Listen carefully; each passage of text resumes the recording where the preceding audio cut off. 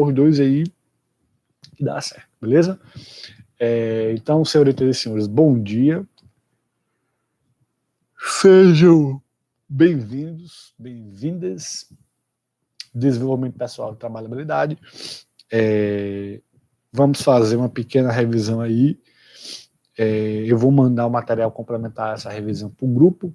Então, que fique aí só para que vocês fiquem cientes, só para poder a gente ter tranquilidade nessa avaliação. Certo? Então, vamos lá. Eu vou usar o mapa mental. Eu vou ele aqui não vai mostrar vocês, porque o YouTube só... essa transmissão não permite o compartilhamento de material. Depois eu mando material que eu vou apresentar e que eu gostaria que vocês vissem, né? Como eu falei, vocês podem utilizar também para outras disciplinas, fazer a mesma lógica, utilizar da mesma lógica, né? Especialmente aquelas disciplinas que deixam vocês um pouquinho mais aperreados e aperreadas, né? Porque é muita relação, correlação. Então, é uma ferramenta bem legal chamada mapa mental, certo? Então, não sei se alguém já ouviu falar, mas é bem legal de se visualizar, certo? Então, vamos nessa, certo? O nome da disciplina, desenvolvimento pessoal e trabalhabilidade, certo? Geralmente, quando eu faço o mapa mental, eu coloco o nome da disciplina no meio, e aí, se você fizer, por exemplo, eu sugiro fazer numa folha em branco, né, um papel ofício, deitado, e aí como é que eu faço? Eu coloco o nome da disciplina no meio, né, e isso pode ser o nome de qualquer disciplina, e aí eu saio fazendo relações e correlações, né, com aquilo que a gente estudou, certo? Empregabilidade, certo? O primeiro assunto que nós estudamos foi, então, empregabilidade, certo? E o que se trata empregabilidade? Lembrando aí, empregabilidade é a capacidade de conseguir um emprego, né? E essa situação que a gente está hoje demanda muito isso. Como que eu posso conseguir um emprego ou como é que eu posso me manter no emprego, certo? E para conseguir e se manter no emprego, eu não posso fazer isso de qualquer forma, certo? Eu vou fazer isso, né, investindo em mim, né, tendo atitude, tendo um comportamento realmente ativo e não passivo na história. Eu acredito que eu deva ter contado, por exemplo, a situação que eu fui fazer uma entrevista para o CIE em Pernambuco, estava lá ainda, e me pediram, né, através de um e-mail, para fazer uma apresentação criativa. E eu não utilizei slide, como geralmente o pessoal faz, como era permitido também. Eu peguei objetos para poder fazer a apresentação. Então, se o meu objetivo naquele momento era conseguir um emprego, como é que eu posso fazer isso de uma maneira que as pessoas possam realmente me notar e notar a diferença que eu posso trazer para a organização? Então, na disciplina de desenvolvimento pessoal e trabalhabilidade, nós estudamos a empregabilidade. E a empregabilidade é justamente isso aí, é a capacidade de conseguir um emprego ou de se manter no emprego, tendo um comportamento ativo, sabendo trabalhar em equipe, né, tendo uma argumentação boa no curso que vocês estão fazendo. Né, a capacidade de argumentar é uma coisa linda de se ver no profissional de direito. Né, então, que vocês possam, ao vivenciar todas as disciplinas, que vocês possam entender como cada disciplina, cada dica de professor possa ser importante para você construir sua capacidade argumentativa, certo? A empregabilidade, ela tem como pilares, né, 6 palavrinhas aí, 6 elementos, certo? Que fazem com que eu possa, beleza, eu preciso, como eu falei, eu preciso conseguir um emprego e me manter nele, mas como é que eu vou fazer isso? Né? Especialmente se eu estiver dentro de uma empresa, como é que eu me mantenho nela, né? Esses pilares, eles servem também para poder refletir sobre como eu posso conseguir um emprego melhor, mas também ele pode, né, ajudar e ajudá-las de satisfação, saúde, finanças, currículo, marketing e reputação, certo? Satisfação é aquele sentimento de bem-estar.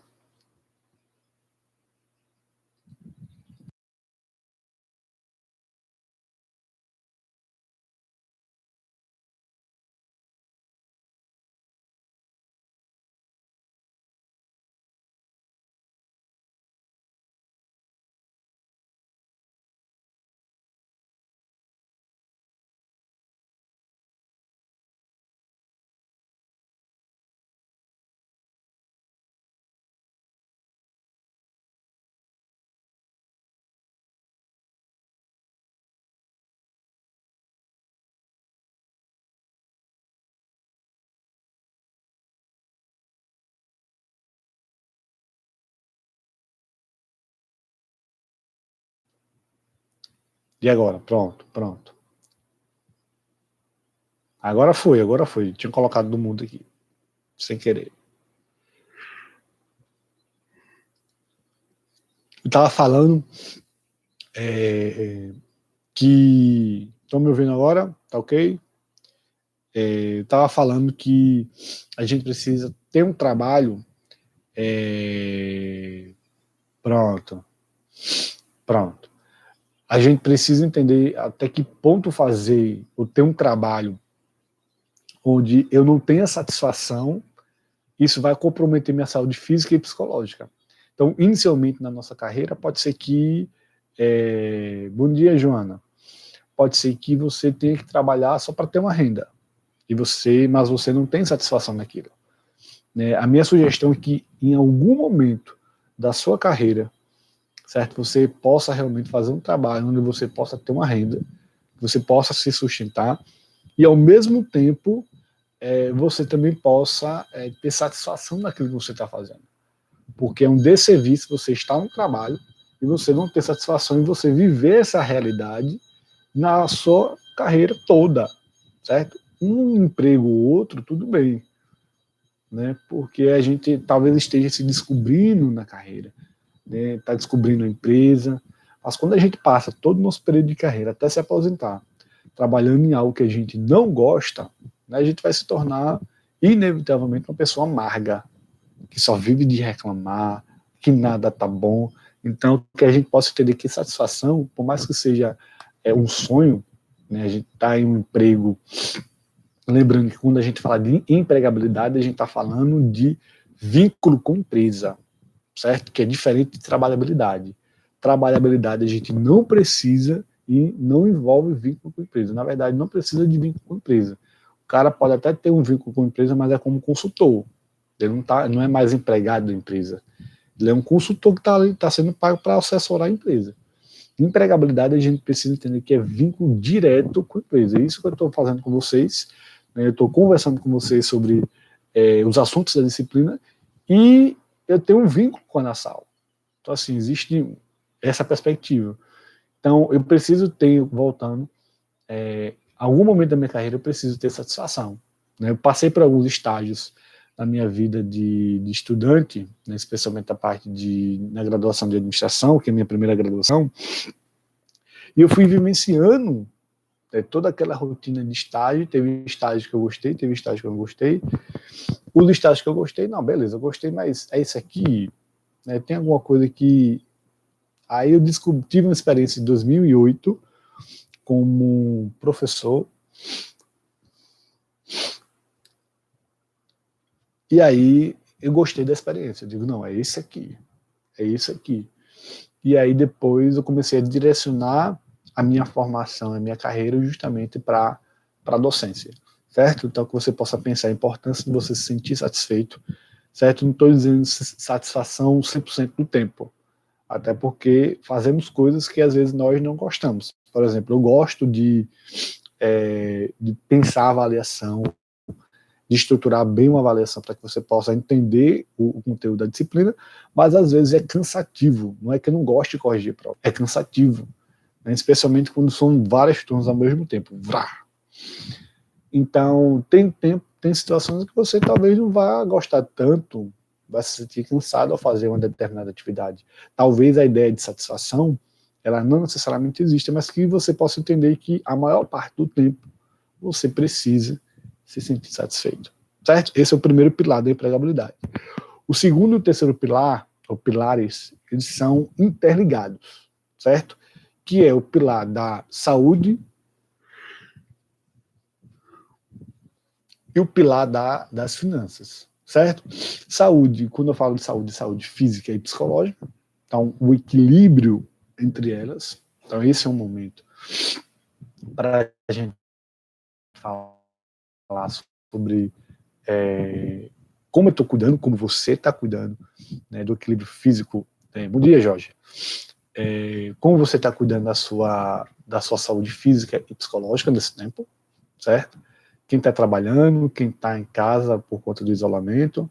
Então, é importante que a gente possa refletir, e isso também tem uma repercussão no trabalho, certo? Quando eu consigo equilibrar o aspecto físico e mental, né, eu consigo ter, né, uma saúde boa. Né, quando eu digo que envolve uma relação com a parte das finanças, é porque tanto a saúde quanto as finanças é uma relação que você tem com você mesmo. Né? A parte das finanças, nós não somos educados no aspecto financeiro. Então, se você pensar como a escola onde você estudou, como seus pais, suas mães, seus avós, seja qualquer adulto, o que essas pessoas, o que a escola falou sobre educação financeira para você? Sobre poupar dinheiro, sobre saber investir, sobre pensar a longo prazo. A gente não teve isso, a gente não tem isso. Né? O profissional que fica preocupado por alguma situação de dívida, ele divide a atenção. Né? Parte da atenção está no trabalho, a outra parte está nas preocupações de resolver suas dívidas. E às vezes toda a atenção está nisso aí. Então a gente precisa entender como é importante saber equilibrar tanto a saúde quanto o aspecto também financeiro, né, especialmente nos dias de hoje.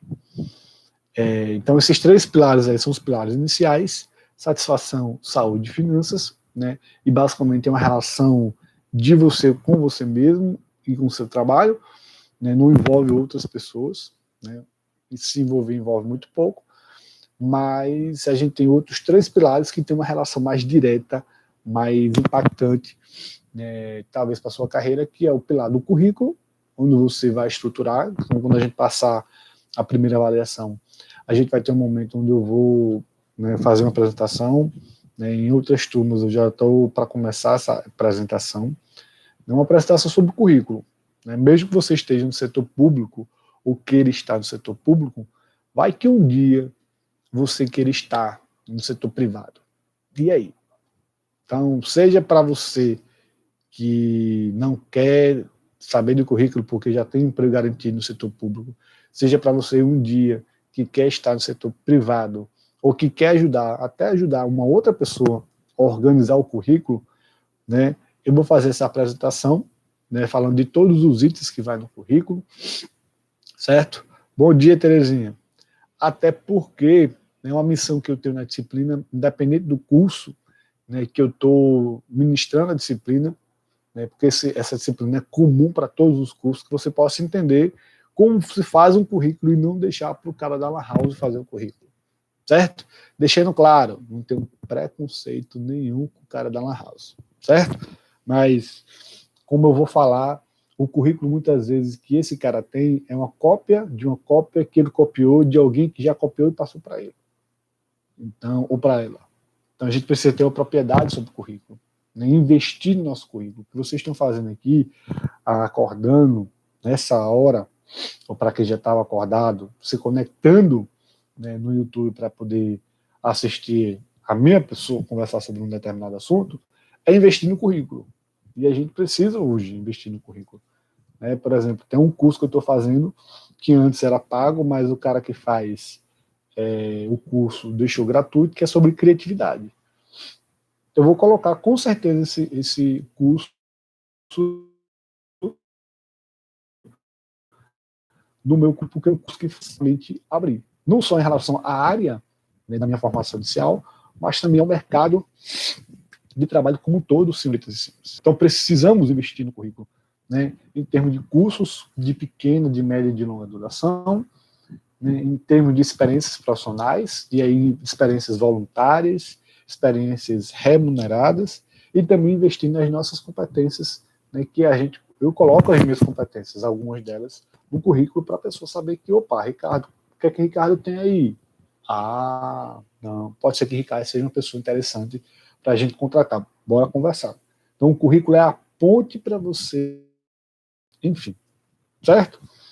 Quarto pilar é o currículo, o quinto pilar é o marketing pessoal. Marketing pessoal, sendo do conteúdo. O marketing pessoal, a gente pensa ou deve pensar marketing pessoal relacionando como é que você cuida da sua aparência. Então, acredito que todo mundo que cursa direito, talvez ao começar você tenha aquela leveza, aquela despreocupação com a imagem, mas inevitavelmente existe um padrão, né? Um modus operandi de se vestir, né? Que cada um vai se adaptar. Né? Tem gente que segue o padrão, porque todo mundo é daquele jeito, terno e gravata, no caso dos homens, terninho, no caso das meninas, daquela roupa ali, aquela aparência. Tem algumas pessoas, né, que já são formadas em direito, mas que têm uma roupa um pouco mais tranquila, mais alternativa. Vai depender de você e da empresa que você está trabalhando. Esse é o primeiro aspecto do marketing pessoal.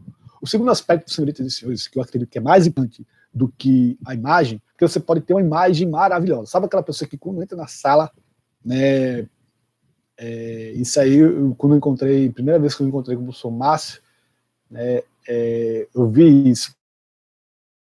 O cara tava na beca, todo arrumado, todo aprumado, e eu tava assim, mais alternativo, que eu tenho esse estilo mais alternativo, umas camisas floridas, né, e aí ele disse, rapaz, eu tô no curso que os professores tá tudo, né, o Bruno também dá aula de paletó, gravata, e eu tô com as camisas floridas, vê, é o meu estilo, é o estilo dele, certo? Mas se você já teve aula ou conversou com o professor Márcio, coordenador do curso, né, ele tá arrumado e ele é um cara de conteúdo, na minha opinião. Né?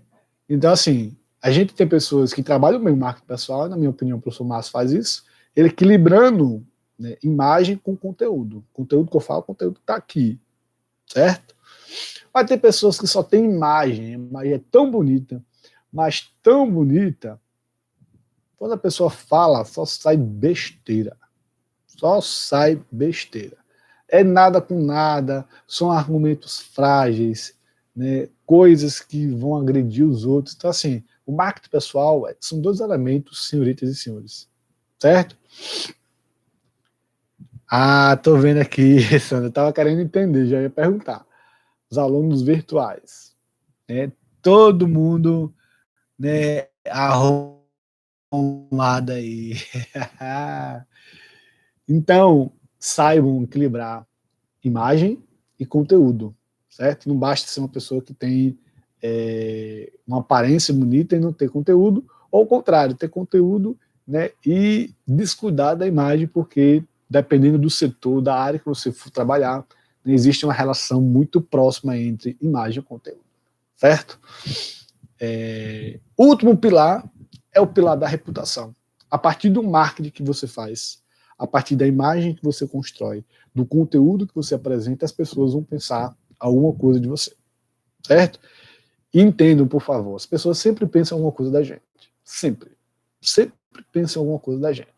Né? Quando a gente voltar à rotina, você vai entender que é o exemplo que eu coloco. A partir do momento que a gente coloca o pé para fora de casa, as pessoas já estão pensando em alguma coisa, né? Engraçado é que em casa eu tenho sinusite, esse zite da vida, sinusite, renite, E às vezes dá uma sequência louca de espirro. É um espirro atrás do outro, uns 4, 5 espirros. Tinha, tinha, tinha, tinha. E aí o pessoal já pensa, pode pensar que é coronavírus, né? Aí eu termino de espirrar aqui em casa mesmo. Aí fala assim, bem alto: é alergia! Para o pessoal entender. Pô, o cara tá espirrando que só, meu irmão. O cara tá com coronavírus. É alergia, papai. É alergia. As pessoas sempre vão pensar alguma coisa, certo? Sempre vão pensar alguma coisa, né? Esses nossos encontros, vocês estão pensando alguma coisa de mim, boa ou ruim? Estão pensando nisso aí, é inevitável. O meu esforço é, né, trabalhando a minha imagem, então essa blusa é uma blusa que eu uso para trabalhar, como eu posso apresentar um conteúdo, que esse conteúdo possa ser relevante para você, que você na área do direito, você possa entender, rapaz, isso também é para mim. E ao final da disciplina você possa compreender que, apesar de não ter relação nenhuma com o direito, eu não estou falando de lei, não estou falando de interpretação de artigo, eu estou falando de coisas que vão auxiliar você no seu desenvolvimento pessoal e na sua carreira.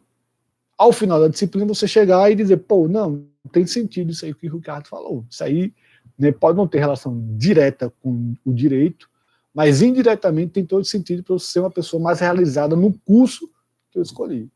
E aí você, no final da disciplina, você vai ter um pensamento formado sobre a minha pessoa, que pode ser bom, que pode ser ruim. O meu esforço é, a partir do marketing pessoal, imagem, conteúdo, né, que você possa pensar coisa boa. Mas, né, como diz o ditado, se nem Jesus agradou todo mundo, quanto mais um pobre de um professor. Certo? Então, eu dou importância, eu quero saber, ao final, eu vou fazer isso com vocês, né, saber o que é que vocês acharam das aulas. Né? Gostaria muito de ter tido mais aulas presenciais, porque vocês iam ver que eu sou muito mais louco do que aparenta. Eu gosto de fazer dinâmicas, especialmente de manhã, onde você está, sabe? O corpo está ali, mas a alma não está. Né?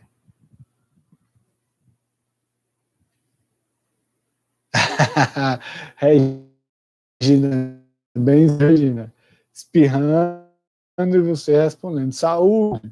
Então, senhoritas e senhores, está aí, esses são os 6 pilares da empregabilidade. Quando eu mandar a imagem lá para o grupo material, vocês vão ver que está tudo relacionado, puxa uma setinha para empregabilidade, da empregabilidade apresenta os 6 pilares, certo? Só não tem a explicação, mas tem lá, estudamos a empregabilidade e os pilares da empregabilidade são, e aí você sai fazendo uma relação. É um resumo, certo? Aí quando você vê, começa a entender melhor, você vai, opa, o que é é satisfação, o que é saúde, finanças, você vai resgatar os pilares aí, certo? Tem questão na avaliação sobre os pilares da empregabilidade, beleza? Obrigado, Regina, obrigado. Então, essa parte foi em parte da empregabilidade. A gente também falou sobre trabalhabilidade, certo? Que é a ideia de um indivíduo trabalhar como autônomo, né? E eu acredito que todo mundo entende a palavra autônomo. Autônomo é independente de empresa para poder ter uma renda. Então, por exemplo, eu tenho uma vizinha que ela faz doces, certo? Bolos, brigadeiros, né? Bolos pequenos, bolos grandes. Então, ela trabalha como. Ela vive o conceito de trabalhabilidade. Ela não tem vínculo nenhum com a empresa, mas ela faz os doces para ter uma renda. Então, trabalhabilidade é a ideia de você entender o que é que você é bom, o que é que você pode fazer que é bom e que isso possa ser vendido para lhe gerar uma renda, certo? A ideia de trabalhabilidade, a gente fala muito a ideia do empreendedor ou do consultor. Do empreendedor é aquela pessoa que não quer ver nas empresas, o que pode acontecer com você, né, trabalhar em várias empresas e dizer, não, você trabalhar mais para ninguém como empregado, não, agora você é consultor. Para ser consultor, precisa-se de uma bagagem sobre o assunto. Eu não posso chegar agora sobre um assunto que eu não conheço e dizer que eu sou um consultor naquele assunto. Não tem condições, né, gente? Não tem condições. Certo? Então, quando a gente entende trabalhabilidade, é quando a pessoa ela vai ter uma renda a partir das suas habilidades, né, sendo ou empreendedor ou consultor. Tranquilos? E na ideia de trabalhabilidade, a gente não necessariamente tem um vínculo com a empresa. né? Pode até ter vínculo com a empresa se você for um consultor, mas a pessoa trabalha como autônomo, como independente. Tranquilo? Qualquer dúvida, manda aqui no chat para a gente poder trocar essa ideia e vocês compreenderem e assimilar o conteúdo com tranquilidade. Esses dois conceitos fazem parte do slide 1, beleza?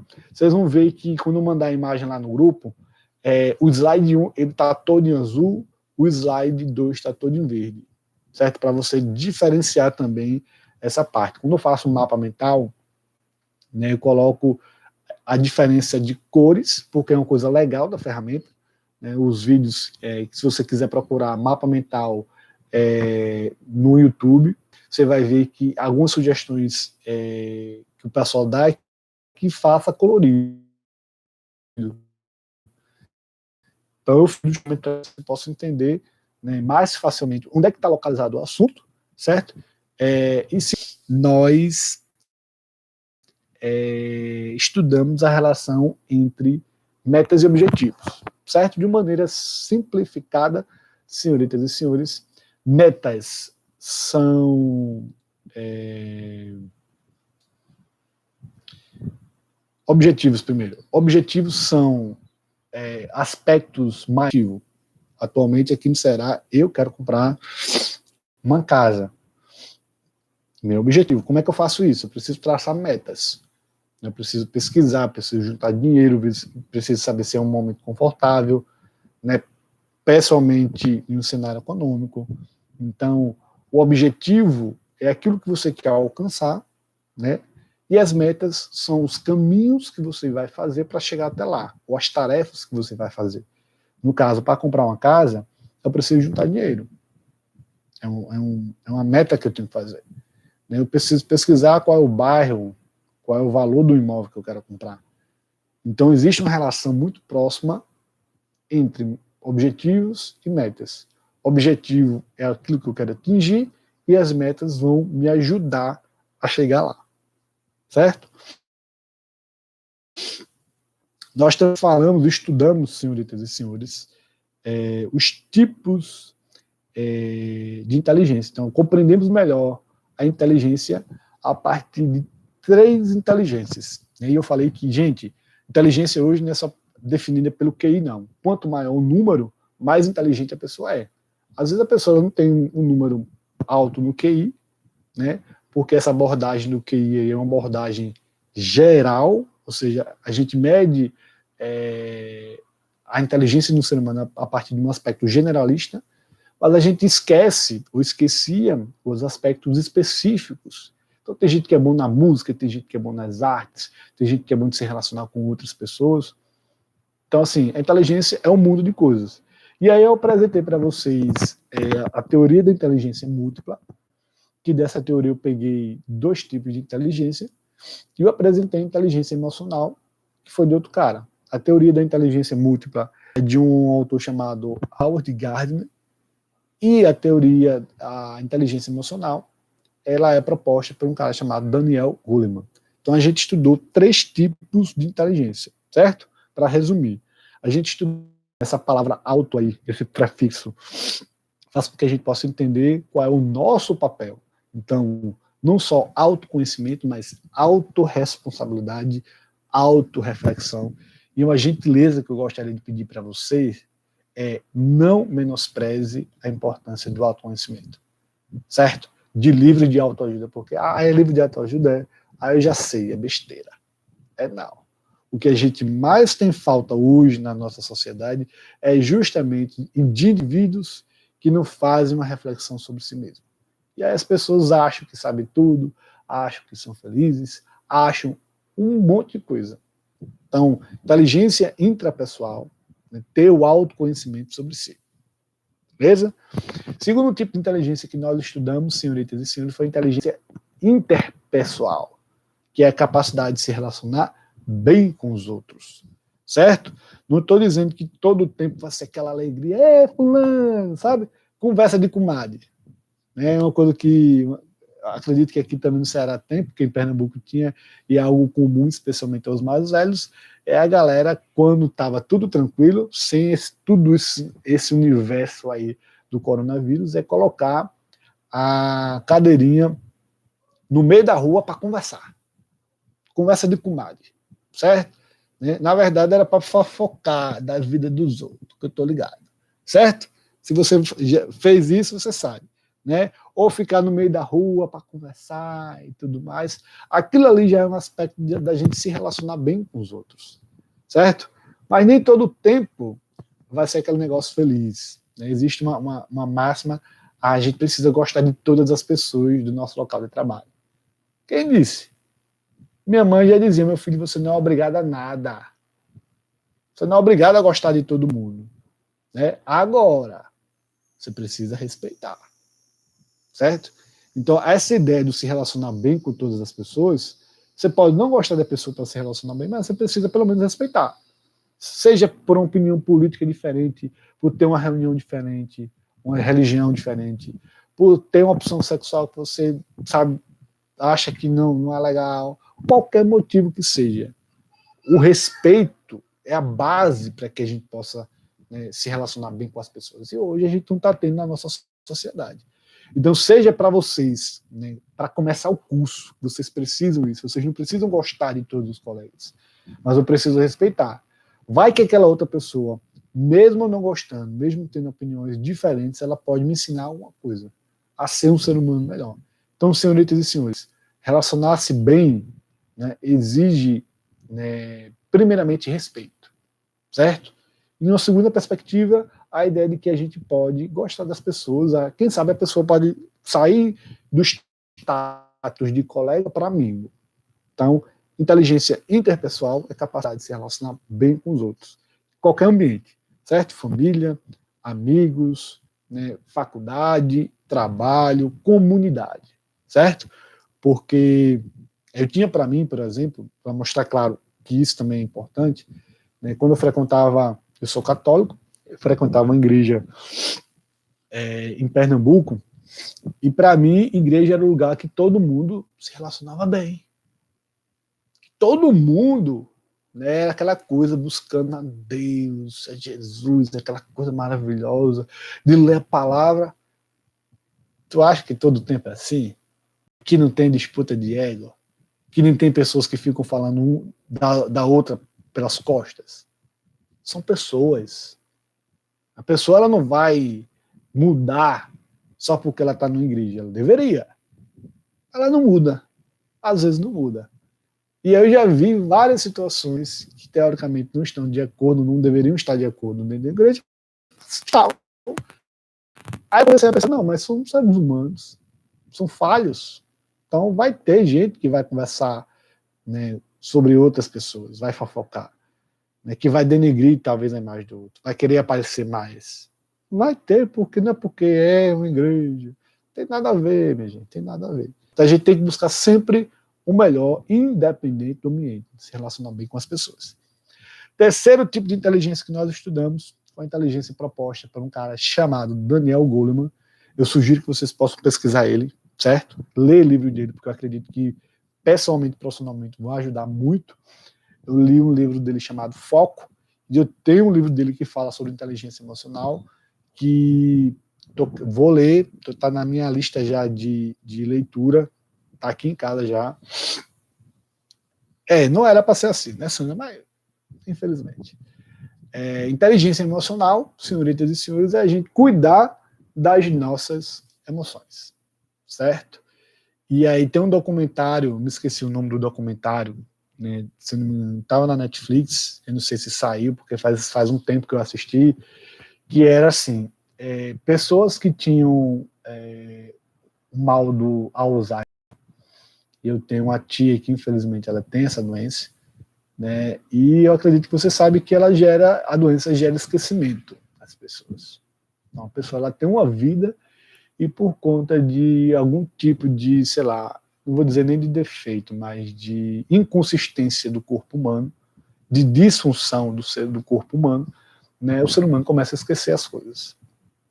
E aí no documentário mostrava que tinha várias pessoas que tinham, né, essa doença, outras pessoas com outros tipos de problemas, mas quando as pessoas ouviam músicas que fizeram parte da sua infância, por exemplo, tem um caso, e o documentário começa com a história de uma mulher que ela tem seus 90 e poucos anos, ela não se lembra mais de nada, mas alguém descobriu uma música do tempo de infância dela, e ela fica assim parada ouvindo a música. E aí ela começa a se lembrar das coisas, e a falar. E ela começa falando. Então, assim, o poder da música para resgatar as emoções. Então, a música foi um gatilho para que ela pudesse se lembrar. O que é que eu estou querendo dizer com isso? Que as nossas emoções, quando a gente guarda, imagina tudo aquilo que é. Imagina uma represa de água. Qual é o papel da empresa? Segurar a água. Não é não? Então, quando você tem aquela represa ali, aquela parte grossa de concreto, serve para segurar a água. Então, toda a água que está ali, ela está sendo segurada. Se a gente faz isso com as nossas emoções, e quando a barragem, a represa explode, desculpa a expressão, mas dá merda. Certo? Dá merda. Seja com a água, seja com as nossas emoções. Então, a ideia da inteligência emocional é que a gente não controle as nossas emoções. Eu não gosto muito da palavra controle quando a gente associa com emoções. Particularmente, eu prefiro a palavra administrar. Certo? Quando a gente administra nossas emoções, a gente sabe que vai ter altos e baixos. Né? Uma situação que eu compartilhei com outras turmas, compartilhar com vocês, eu acredito. Se eu já compartilhei, às vezes eu falo coisa repetida. Se eu não compartilhei, beleza. Certo? Que é uma situação que eu estava aqui em casa, já estava nesse período de coronavírus, foi mais ou menos umas 2, 3 semanas essa situação, e eu acordei angustiado, querendo sair de casa. Então essa ideia de vivendo, sabe, todo o tempo dentro de casa, não saindo só para pegar uma coisa ou outra, é complicado. E aí eu acordei querendo sair, levantei, será umas 3 horas da manhã, aí querendo sair, querendo abrir a porta, aí eu respirei, peguei um copo d'água, respirei, né?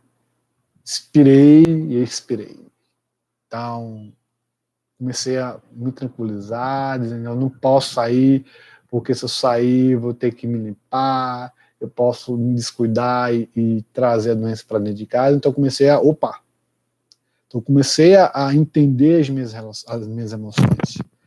Então, assim, é um processo não de controle, mas de administração. Ou seja, eu não vou fingir que não acontece, não vou deixar de lado. Eu vou reconhecer essa emoção e eu vou dizer como é que eu posso me relacionar bem, né, com as minhas emoções. Tem uma frase de um filme que eu vi dia desse, agora não sei qual é o filme, que diz assim, a gente não elimina os nossos demônios, a gente simplesmente aprende a conviver com eles. Demônios é uma palavra muito forte, né? Os nossos problemas, as nossas preocupações, né, os nossos defeitos. A gente às vezes não consegue eliminar, a gente consegue conviver. Mas até para conviver, preciso falar sobre eles. Né? Que essa também é a proposta do documentário que eu falei, né? Que a galera fala, e ao falar a gente externaliza as emoções. Então, dica de livro para vocês, que eu estou lendo, é muito massa, A Coragem de Ser Imperfeito. Certo? Eu tenho esse livro em PDF, quem quiser aí, manda uma mensagem aí depois, que eu compartilho com a líder, né, com Bárbara, para ela, ou até no grupo, coloco no grupo, que não tem nada a ver com direito, mas tem a ver com como você pode se reconhecer melhor, como é que você pode entender as emoções também de uma forma melhor. Beleza?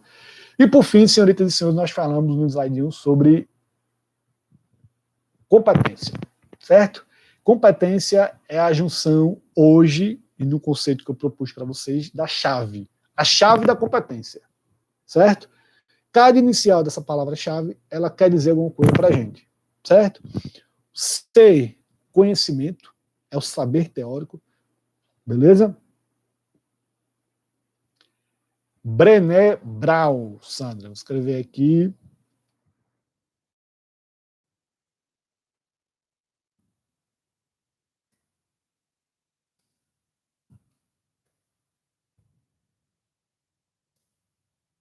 Olha aí o nome da autora, Coragem de Ser Imperfeito, Brené Brown, certo? Mulher extremamente inteligente, desenrolada, certo? Vale a pena a leitura aí para quem tiver afim. Eu tenho um livro em PDF, estou lendo ele no meu Kindle aqui, então vale a pena, certo? O C, o conhecimento teórico, então toda a disciplina que você está tendo comigo ou com os outros professores, você está pegando, assimilando um saber teórico. Você, em algum momento, talvez pegue esse conhecimento teórico e aplique na prática, talvez no estudo de caso, e aí a gente vem a habilidade, o H é de habilidade, certo? Eu tenho um conhecimento, sei fazer, mas eu preciso querer fazer. É a atitude, senhoritas e senhores. Então, a atitude é o que vai diferenciar muita gente hoje no mercado. Se você vê... Isso, Regina. Tem uma palestra, na verdade, de 1 hora. Se você colocar o nome dela na Netflix, você vai ver. Uma palestra em inglês, mas tem tradução, né, que dá uma ideia do que ela fala no livro, certo? É muito massa. Então, se você tiver Netflix, vale a pena. É 1 horinha aí, pouco mais de 1 horinha, né, que talvez você fique perdendo tempo com outras besteiras, e que se você vê a palestra dela, bota o nome dela, que está aqui no bate-papo. Brené Brown, certo? O título está em inglês, mas com certeza o nome dela na Netflix, eu estou vendo um mundo de informação, um mundo de coisa que eu posso estar ajudando também você nesse momento, certo? Então, a gente falou do conhecimento, que é o C, habilidade, que é o H, atitude, e a gente também fala dos valores e da ética. O V são os valores, que é aquilo que vai guiar e me guiar para os meus relacionamentos pessoais e profissionais. E a ética não tem meu termo, certo? A ética não tem meu termo. Então, os políticos de hoje, né, às vezes, para aparentar novidade, o que, é que eles fazem? Eu não vou fazer coligação com ninguém, eu não vou aceitar isso, né, para manter uma postura ética, né, e as pessoas votar nele ou nela. Né? Às vezes, vou mandar, Joana, vou mandar lá no grupo para que vocês possam saber disso aí. Terminando aqui, eu já faço isso. Beleza? Então, assim, quando os políticos fingem que vão adotar uma postura, mas na prática não adotam, eles não estão sendo éticos, certo? Fingir que estão sendo novo, quando na verdade não vão ser novo, certo? Poderia falar de político A, B e C aqui, que na minha humildíssima opinião, né, prometeram, mas não estão cumprindo, mas eu acredito que não cabe discussão de político. Né? Se você entende que o político, durante as eleições passadas, e até nessas agora, prometeram, ou vão prometer, que vão assumir uma postura tal, mas não cumpriram, por que não cumpriram? A questão é ética. Né? O ético, hoje ser ético, é ser novo, é ser provocativo, é ser inovador, porque fazer parceria, ou um termo que é usado em política partidária, fazer coligação com gente envolvida em corrupção, não tem nada de novo. Né? O que é novo é as pessoas que enfrentam isso, as pessoas que não querem mais usar da velha política. Certo? Então, quando a gente fala de ética, a gente não tem meio termo aí. Ou é, ou não é. Ponto. Tá bom? Então, a gente finaliza o slide 1 e vai para o slide 2. Slide 2, essencialmente, a gente falou de recrutamento, nós falamos de seleção, nós falamos também de recolocação e diferenças entre os programas de estágio e de trainee. Certo?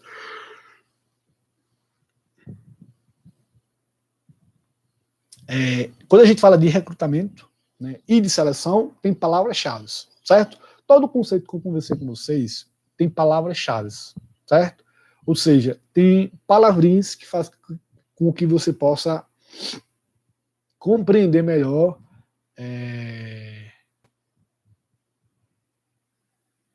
isso sim ou não? Isso que, Sandra, explica aí direitinho para mim, que eu acho que eu perdi a conexão aí, explicando aqui, aí não estou conseguindo lembrar, certo? Mas tu coloca aqui no bate-papo, Sandra, para poder entender melhor, tá tá bom? Então, todo conceito, seja nessa disciplina ou em outra disciplina, tem palavras que você pode, se eu lembrar delas, eu vou conseguir associar melhor aquilo que eu estou querendo estudar, certo? Recrutamento e seleção é a mesma coisa. Palavra-chave de recrutamento é atrair. Então, a empresa ela divulga a vaga para atrair o candidato. Beleza? Para atrair o candidato, se a atração é a palavra-chave, a empresa tem algumas técnicas, ou seja, tem algumas maneiras de fazer isso. E eu falei de várias técnicas, mas eu dei ênfase em algumas.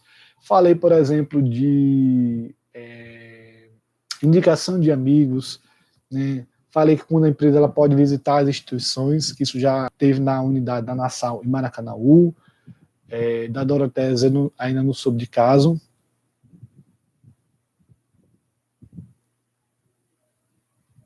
A ética política. A ética política. Não tem meio termo. É isso. Eu acho que eu estou compreendendo dessa forma. A ética política, né? Ou é isso ou não é. Ou seja, ou a pessoa adota uma postura ética, ou ela está fazendo o que as pessoas estão fazendo, então elas não estão sumindo. Por exemplo, eu vou colocar uma situação que eu não sei se eu compartilhei, mas eu estava na fila do trabalho, quando estava em Pernambuco ainda, esperando lá o elevador, né, eu trabalhava no 12º andar, e uma pessoa estava tomando um coco, estava um calor danado. Isso, ou a pessoa adota, não tem meio termo.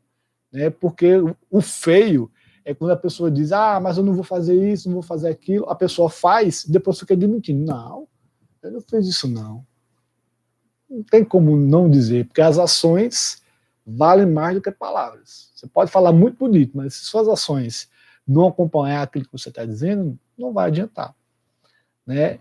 E aí a pessoa nessa situação, ela estava tomando água de coco, com calor de lascar em Recife, terminou de tomar água de coco, ela em vez de esperar para colocar dentro do hall lá do prédio, no lixeiro, ela colocou no meio fio.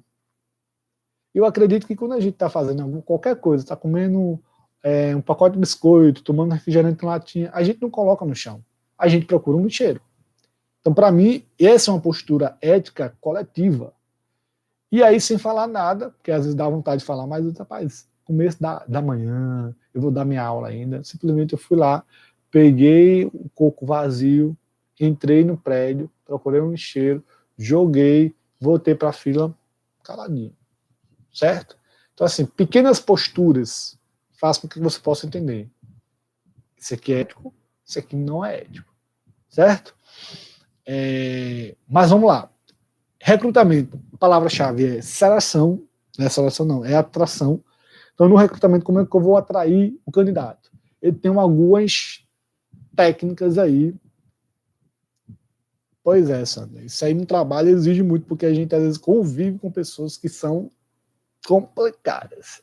Parece que a pessoa acorda e diz assim, rapaz, eu vou infernizar a vida de quem hoje? A vida de Ricardo. Não, vou infernizar hoje a Sandra.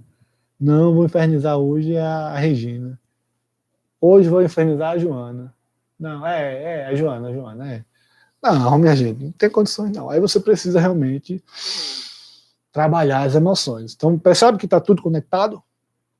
Perceba que está tudo conectado, viu?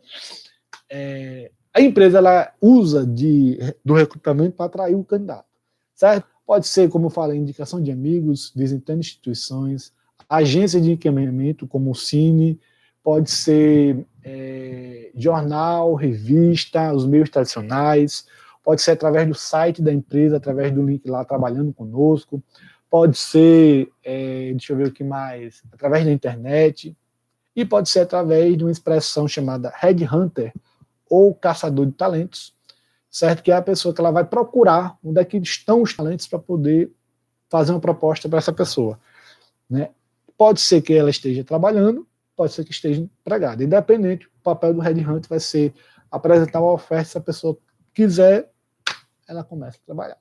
O headhunter, ele trabalha como um profissional autônomo ou em consultoria, é uma pessoa que tem experiência já no processo de recrutar e selecionar pessoas. Beleza? Então, essa parte aí é a parte de recrutamento. Tranquilos? Quando a gente falou de seleção, a palavra-chave de seleção é filtro.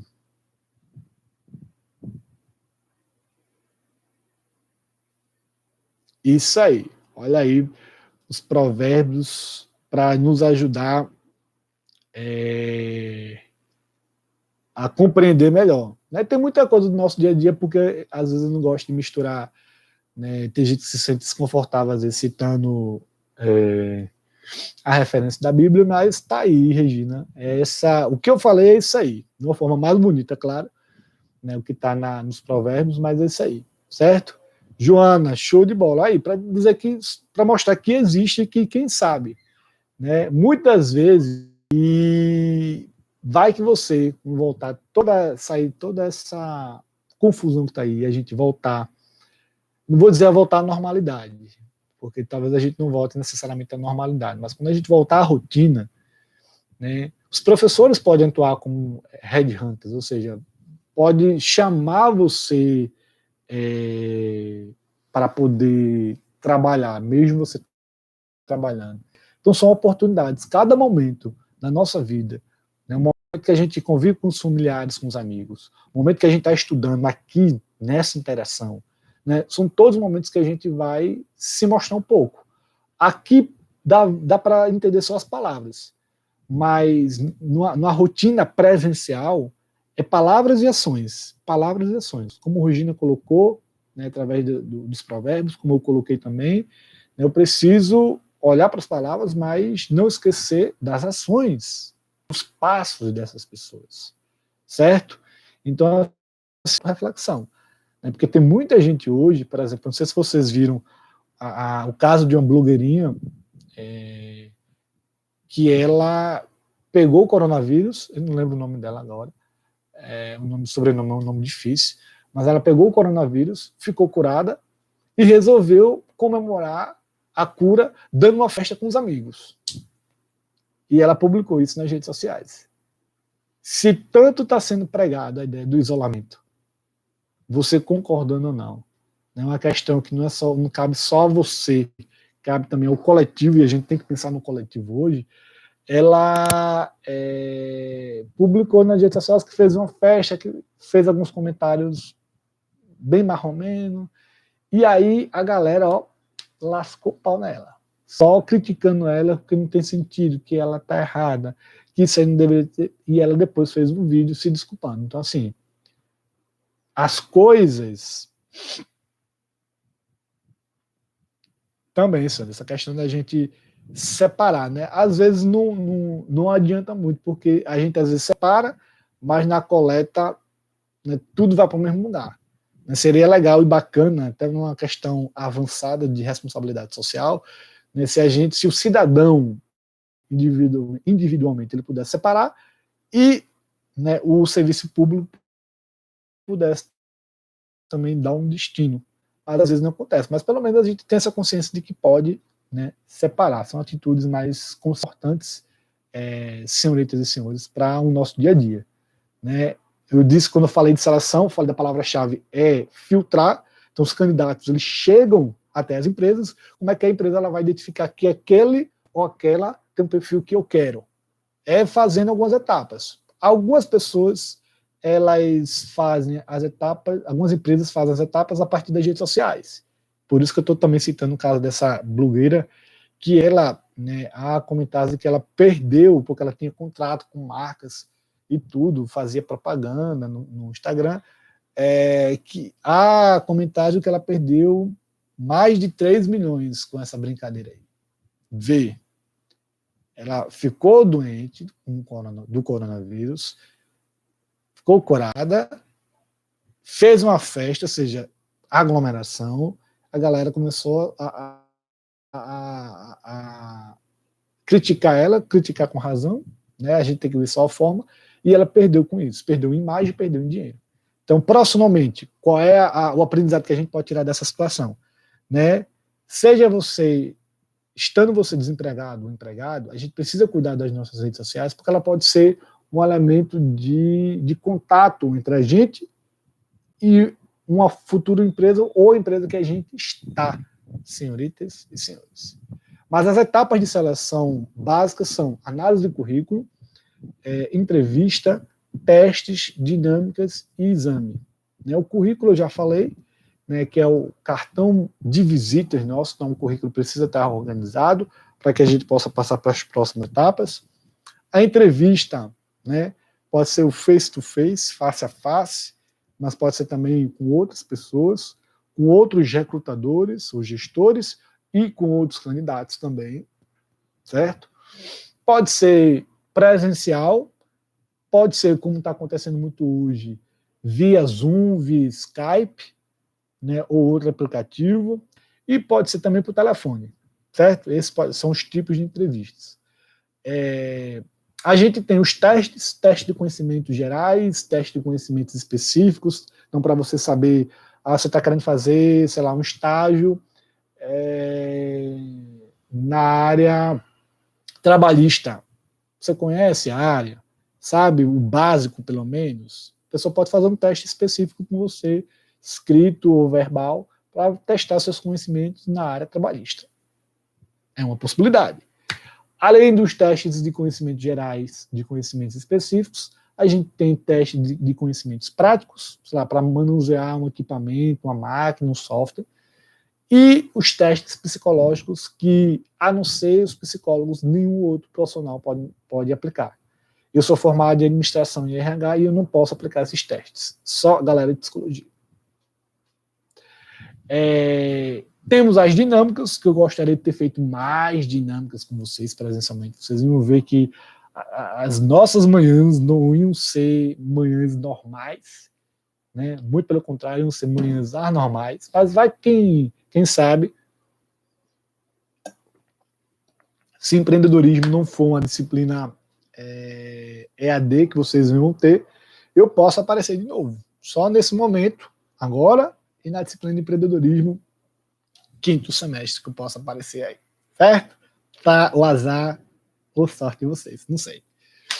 Mas as dinâmicas eu gosto de fazer muito porque, além da gente se divertir, da gente descontrair um pouco, a dinâmica ela permite análise de comportamento.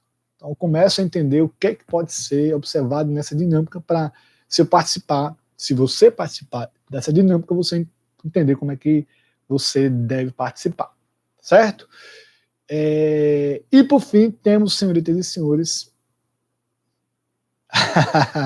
tá super convidada, Regina, gostaria muito que semestre que vem a gente já tivesse, dentro de um processo de normalidade com aulas presenciais, mas, sinceramente, eu não sei como é que nós vamos estar, mas estão todos e todas convidados aí a participar das loucuras. E se houver um barulho, se você não estiver na sala e ouvir um barulho, possa ser as dinâmicas que eu faço, certo? Porque a galera às vezes vem olhar assim, como se estivesse dizendo, vixe, que é isso? É bala? É morte? Briga é o quê? Às vezes é só a dinâmica do Ricardo, certo? Não precisa ter preocupação nenhuma, certo? Deixa eu ver aqui.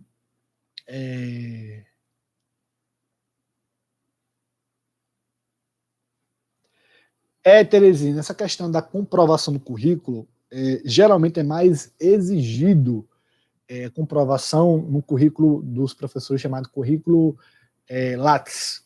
Aí, geralmente, é pedido uma comprovação.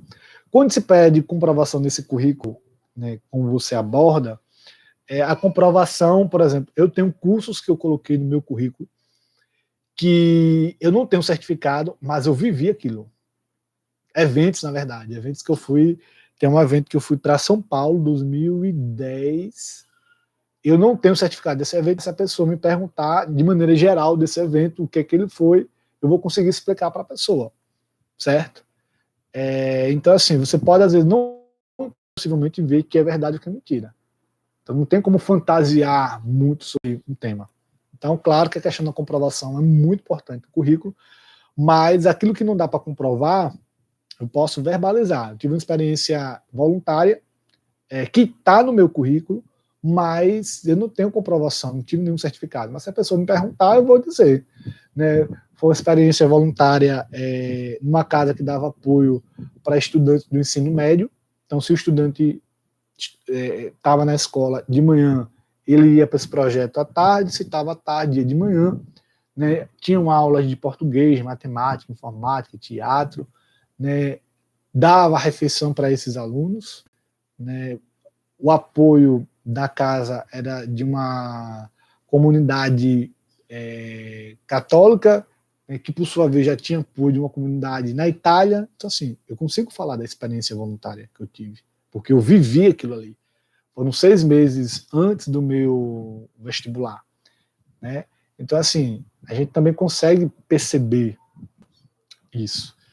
E, por fim, senhoritas e senhores, a última etapa é os testes. Não o exame admissional, mas um teste que possa dar uma certeza maior que você está apto ou apta para trabalhar. Então, essas são as etapas de seleção, beleza? Por fim, a gente falou do processo de recolocação. Então, tem uma questão aí aberta, já dando spoiler aí para vocês, uma questão aberta sobre recolocação profissional. Então, para você poder entender o que é ou como funciona a recolocação profissional, senhoritas e senhores, que é o processo onde a empresa, né, e é importante entender isso, a recolocação dessa forma como eu estou apresentando para vocês, ela tem um termozinho em inglês chamado outplacement.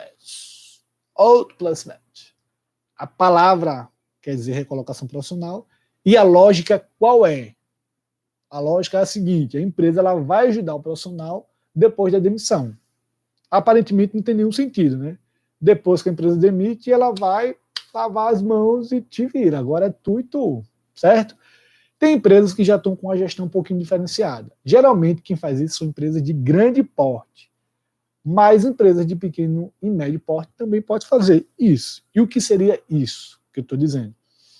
Fazer isso é fazer um aconselhamento com o profissional que está sendo demitido ou que foi demitido, né, dar instruções de como melhorar o currículo, porque a pessoa às vezes trabalhou tanto tempo na empresa que ele não sabe mais como reorganizar um currículo, que vou mostrar para vocês como é que faz, não sabe mais a importância do network, não participou do evento, então assim, não sabe nada. Então a empresa ela vai facilitar o processo de recolocação, de inserção novamente no mercado de trabalho dessa pessoa, analisando o currículo, os objetivos da pessoa, as oportunidades do mercado. Então tem um conjunto de variáveis aí que a empresa ela pode entender, que o profissional pode entender, para que esse processo de recolocação possa ser feito com sucesso. Detalhe, a empresa não vai fazer isso para qualquer pessoa, porque tem profissional que não merece, certo? Aquela alma abençoada, a palavra não é essa, mas eu vou utilizar essa. Aquela alma abençoada, sabe, que fofocava, falava mal dos outros, não fazia o trabalho direito. Eu vou ajudar essa pessoa a se recolocar no mercado de trabalho? Ou não, papai? Tem nem perigo. Como minha esposa diz, tem nem perigo. Certo? Essa pessoa demitida vai-te embora. Eu nem quero conversa contigo. Certo? Mas tem profissionais que vale a pena. Vale a pena porque o histórico profissional, um histórico bom, a pessoa, né, não sei às vezes qual é o motivo, então a empresa ela pode fazer isso. Essa é a ideia de recolocação profissional, certo? Reconhecimento, justamente, quer dizer. E o último assunto, senhoritas e senhores, para a gente finalizar essa revisão aí, né, é o assunto de as diferenças entre os processos de trainee e estágio, certo? Então, são possibilidades, ao fazer um curso superior, você estagiar, e eu sugiro que, se você deseja realmente ter vivência na área, que você não espere lá pelo 5º, pelo 6º, 7º semestre, para você começar a procurar oportunidade de estágio. Faça isso não, certo? Se você tem interesse mesmo, né, de querer compreender melhor a área do direito, eu acredito que já no começo já é uma forma de você começar a procurar. Porque eu tive colegas, na minha primeira graduação em administração, que essa galera relaxou em relação ao estágio, foi procurar estágio lá no final, né, só que na época a gente tinha uma disciplina obrigatória de estágio, então o cara teve que procurar, desesperadamente, porque não procurou. Uma pessoa que vai procurar estágio, primeiro estágio, no sexto semestre, no sétimo semestre de 8, essa pessoa relaxou. Um empregador, vai olhar assim, o cara está no sétimo semestre, não tem nenhuma experiência profissional. Ele pode conseguir, mas pode também não conseguir. Então, se você tiver interesse, né, realmente de viver, não demore para procurar estágio ou trabalho, certo? Isso aí, Sandro, isso aí. Então, a experiência, né, não tem como fingir experiência. Experiência, ou você conta ou você não conta. Claro, tem gente que é bom de mentir, né, mas é como eu digo, eu posso mentir por um tempo, mas eu não consigo mentir por todo o tempo. Pode, né? É como eu falei, eu tive experiências profissionais de trabalhos voluntários, de treinamento, que eu não tive o certificado, mas consta lá no currículo. Né? Se a pessoa me perguntar, Ricardo, isso aqui, como é que foi? Aí eu, o que é que você está querendo saber? Ah, isso aí, pronto. Aí eu vou lá explicar. Então você pode também, o ideal é que a gente possa ter um certificado. Mas se não tiver, não tem problema. Isso não é um impedimento para você não colocar no currículo. Muito pelo contrário, coloca no currículo, porque agrega. Tem gente que diz, estágio não deve colocar no currículo. Por que não? Experiência profissional, meu filho. Estágio é um profissional, é um trabalhador como qualquer outro. Como qualquer outro. Então a dica não demora, certo, para pesquisar, para ver oportunidades de trabalho, porque isso tem muita diferença, né? Pode ter muita diferença na sua carreira, certo? Estágio tem limite de horas, até 6 horas, pode ser 4, 5 ou 6 horas. Né? O profissional recebe salário mais férias, não tem direito aos direitos trabalhistas, ou não é beneficiado pelos direitos trabalhistas. E aquilo que você vai aprender na teoria deveria ser compreendido melhor numa prática, certo? Do estágio. O trainee, você precisa estar no final do curso, então direito são 10 semestres, se não me engano, né? Você precisa estar nos semestres finais para participar de um processo de trainee, ou ter concluído geralmente até 2 anos, certo? Que também é uma oportunidade boa. Particularmente, eu não me interessei pelos processos de trainee quando eu estava na graduação, certo? Mas pode ser que você seja de interesse. E meu papel é, independente ou não do como você está trilhando, construindo, pretendendo construir a sua carreira, que você possa saber como é que funciona a diferença dos dois, do estágio e do trainee, e entender que isso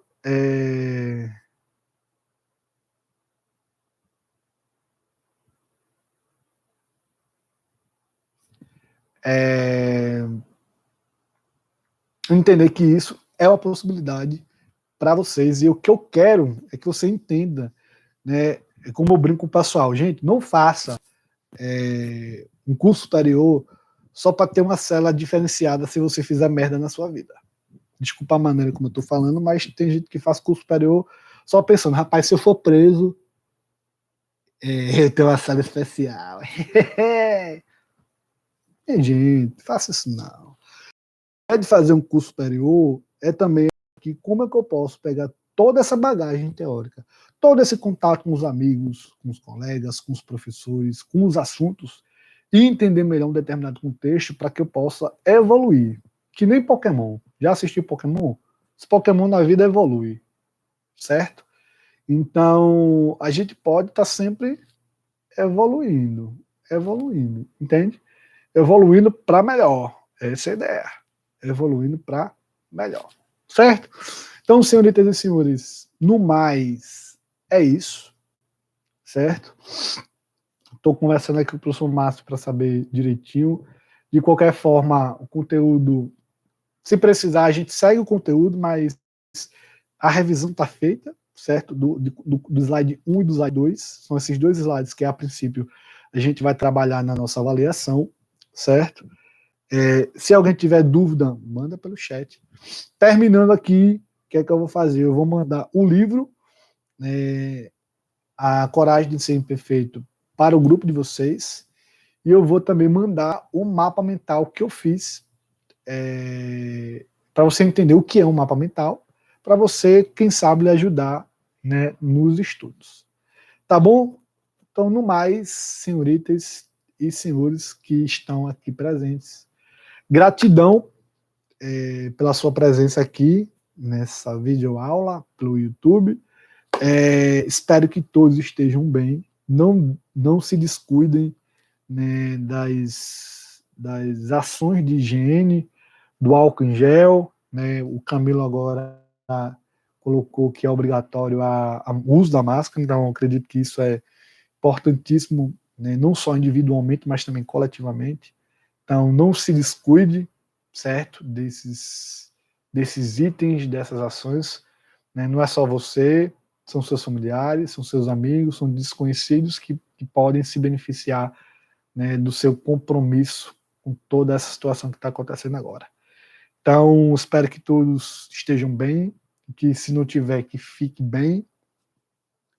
E no mais, paz e bem, e até a próxima oportunidade, certo? Então eu vou, qualquer coisa, colocar as mensagens lá no grupo para a gente poder se comunicar, certo? Sobre a nossa ação, se vai ser ou não quarta-feira, tá bom? Então, no mais, senhoritas e senhores, isso aí, Sandra, isso aí, certo? Isso aí, isso deve ser a ideia, né, da gente poder ajudar as pessoas. Meu papel aqui, mesmo que não sendo um profissional do direito, que eu possa contribuir para seu crescimento pessoal e profissional. Se eu conseguir isso aí, mesmo que seja pouquinho, já fico feliz, certo? Meu intuito é gerar provocação.